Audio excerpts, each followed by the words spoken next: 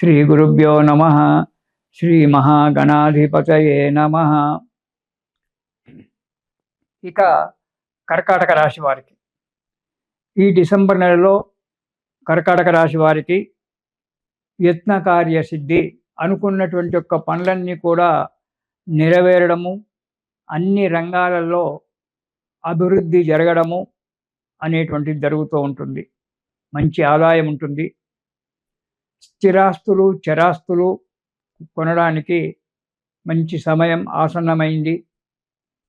ప్రయత్నం చేసి స్థిరాస్తులు కానీ చరాస్తులు కానీ మీకు నచ్చినటువంటివి కొనుగోలు చేయడానికి కూడా మంచిగా ఉంది. మంచి వారితో స్నేహితం ఏర్పడుతుంది ఈ నెలలో ఈ కర్కాటక రాశి వారికి. ఉద్యోగస్తులకు అధికారుల చేత మెప్పు పొందడము, కొందరికి అవార్డు రావడము అనేటువంటి కూడా జరగడానికి ఆస్కారం ఉంది. శ్రద్ధతో పనిచేసినట్టయితే అన్నీ కూడా సమకూరుతాయి. తర్వాత సమర్థవంతంగా జాగ్రత్తగా పనులు చెయ్యాలి, చేస్తారు కూడా మీరు. కానీ కొన్ని విషయాలలో నిదానం వహిస్తారు. నిదానం అంటే చాలా నిదానం. రేపు చేతానులే అనేటువంటి ఉంటుంది. అలాంటి యొక్క అలసత్వం లేకుండా, నిదానం అనేటువంటిది ఎక్కువగా లేకుండా పనులు పూర్తి చేసినట్టయితే 10 మందిలో మెప్పు పొందడము అనేటువంటి జరుగుతూ ఉంటుంది. మీరు చేసేటువంటి యొక్క ప్రతి కార్యక్రమానికి మిత్రుల యొక్క సహకారం కూడా లభిస్తుంది. కుటుంబ సభ్యుల యొక్క సహకారం కూడా లభించడానికి మంచి సమయం ఉన్నది ఈ డిసెంబర్ మాసంలో. మీకు 1వ వారం కనుక చూసుకున్నట్టయితే కొద్దిగా అనారోగ్యం ఏర్పడడానికి ఆస్కారం ఉంది. కానీ మీరు వృధా సంచారం చేస్తుంటారు, అది కూడా ఎక్కువగా. ఆ వృధా సంచారం చేయడం వల్ల మీకు ఆరోగ్య నష్టం అంటే అనారోగ్యం ఏర్పడము, డబ్బు అనవసరంగా ఖర్చు కావడము, డబ్బు ఖర్చు అయింది కదా అని చెప్పి దిగులు పడుతూ కూర్చోవడము, దీనివల్ల ఈ ప్రయాణాల వల్ల అకాల భోజనం ఏర్పడము, సమయానికి భోజనం చేయకుండా ఉండడం వల్ల కూడా అనారోగ్యం ఏర్పడడానికి ఆస్కారం ఉంది. కొంత వ్యాకులత ఏర్పడుతుంది. కాబట్టి ప్రతి విషయంలో ప్రయాణాలు అధికంగా పెట్టుకోకుండా జాగ్రత్తగా ఉండడం మంచిది మొదటి వారంలో. ఇక 2వ వారం కనుక మనం చూసుకున్నట్టయితే వృత్తిలో చిన్న చిన్న చిక్కులు రావడం జరుగుతుంది.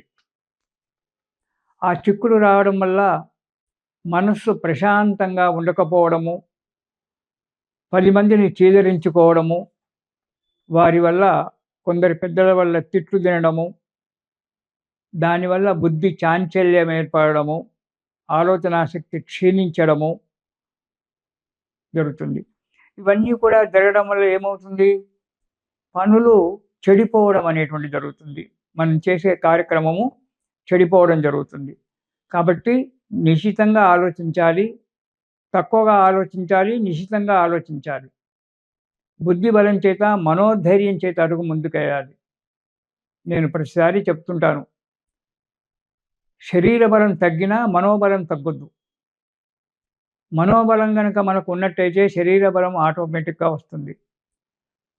కానీ మనోబలం తగ్గినప్పుడు ఎంత దారుఢ్యమైన శరీరం ఉన్నా, ఎంత వయస్సులో ఉన్నా కానీ పని చేయదు శరీరం.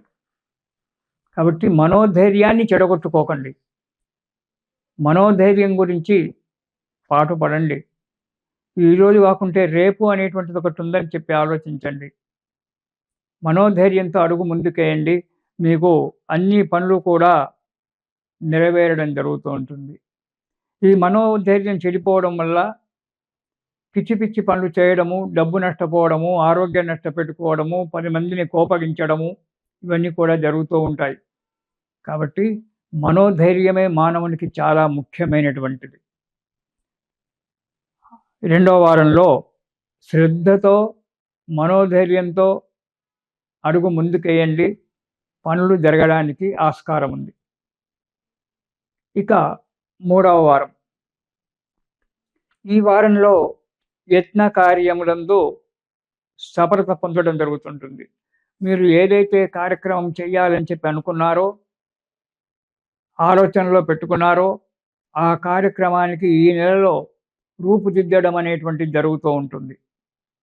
ఆర్థిక పరిస్థితి కూడా మెరుగుపడుతూ ఉంటుంది ఈ 3వ వారంలో. కొత్త వస్తువులు అంటే కొత్త పనులు కనుక్కోవడం జరుగుతుంది. సైంటిస్టులు ఉంటారు, డాక్టర్లు ఉంటారు, మంచి మంచి మేధావులు ఉంటారు. వాళ్ళు కొత్తనేటువంటి ఒక విషయాన్ని కనుక్కోవడము జరుగుతూ ఉంటుంది. దానివల్ల సంఘంలో కీర్తి ప్రతిష్టలు మెరుగుపడడం అనేటువంటిది జరుగుతూ ఉంటుంది.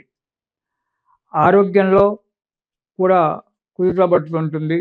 మీరు చేసినటువంటి ఒక పనికి మీకు 10 మంది చేత మెప్పు పొందడము, మనశ్శాంతిగా ఉండడం కూడా జరుగుతుంది 3వ వారంలో. ఇక 4వ వారంలో ఆదాయం బాగానే ఉంటుంది. చేసే వృత్తి వ్యాపారాల్లో అభివృద్ధి కూడా కనబడుతూ ఉంటుంది. కానీ అధిక ప్రయాణాలు చేస్తుంటారు.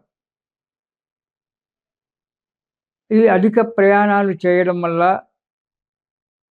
కొన్ని ఇబ్బందులు రావడానికి ఆస్కారం ఉంది. ప్రయాణంలో కూడా జాగ్రత్తలు అవసరం. మీరు ప్రయాణాలు చేస్తుంటారు. కానీ జాగ్రత్తగా ఉండడం చాలా మంచిది. మీరు డ్రైవింగ్ చేసినా, వేరే డ్రైవర్‌ని పెట్టుకున్నా తగు స్పీడ్‌తో ప్రయాణాలు చేస్తూ, ముందు వెనకాలు చూస్తూ, జాగ్రత్తగా ప్రయాణం చేసినట్టయితే మంచిగా ఉంటుంది. ప్రయాణాలలో కొన్ని చిన్న చిన్న ప్రమాదాలు జరగడానికి కొద్దిగా ఆస్కారం కనబడుతుంది. కానీ మీరు జాగ్రత్తగా ఉన్నట్టయితే అవి కూడా తొలగిపోవడానికి ఆస్కారం ఉంది. ఈ కర్కాటక రాశి వారు ప్రయాణాలలో జాగ్రత్తగా ఉండాలి. వృధా సంచారం చేయకపోవడం చాలా మంచిది. వృధా సంచారం అంటే ఖాళీగా ఉన్నాం కదా, అక్కడికి వెళ్ళొస్తానులే, ఇక్కడ వెళ్ళొస్తానులే అని చెప్పి వెళ్ళడము, దానివల్ల ఆరోగ్యం పాడు చేసుకోవడము, డబ్బు ఖర్చు చేసుకోవడం జరుగుతుంది. హాయిగా ఇంట్లో ఆ సెలవు దొరికిన రోజు భార్యాబిడ్డలతో కాలక్షేపం చేసినట్టయితే వారికి ఆనందంగా ఉంటుంది, మీకు ఆనందంగా ఉంటుంది. అనవసరమైన ప్రయాణాలు పెట్టుకొని దుబారా ఖర్చు చేసుకోవడము, మనశ్శాంతి లేకుండా బ్రతకడం అనేటువంటిది మంచిగా ఉండదు. ఈ వృధా ఎక్కువగా మౌనంగా ఉండడం మేలు. ఎక్కువగా మాట్లాడకుండా, ఆ మాట్లాడే మాటలు దురుస్తనంగా ఉండకుండా, నిదానంగా, శాంతంగా ఎదుటి వ్యక్తికి అనుకూలంగా ఉండబడేటువంటి ఒక విషయంలో మాట్లాడడం వల్ల మీకు అన్ని శుభాలే ఏర్పడడానికి ఆస్కారం ఉంది కర్కాటక రాశి వారు. సరే, ఈ ప్రయాణాలలో ఇబ్బందులు ఇవన్నీ కూడా ఉన్నాయి కాబట్టి ఈ రాశి వారు శివ కవచము లేదా శివ స్తోత్రము ఏదైనా సరే ప్రతిరోజు పారాయణం చేయండి. ఈ శివ కవచం పారాయణం చేయడం వల్ల మన చుట్టూ ఒక రేఖ ఏర్పడి, వలయం ఏర్పడి అది మనను కాపాడుతూ ఉంటుంది. కాబట్టి ప్రతిరోజు శివ కవచం పారాయణం చేయండి. మనశ్శాంతిగా ఉండండి. జీవితంలో సుఖము, సంతోషాన్ని పొందండి. తిరిగి వచ్చే సంవత్సరం 2026లో కలుసుకుందాము. ఇది శుభం.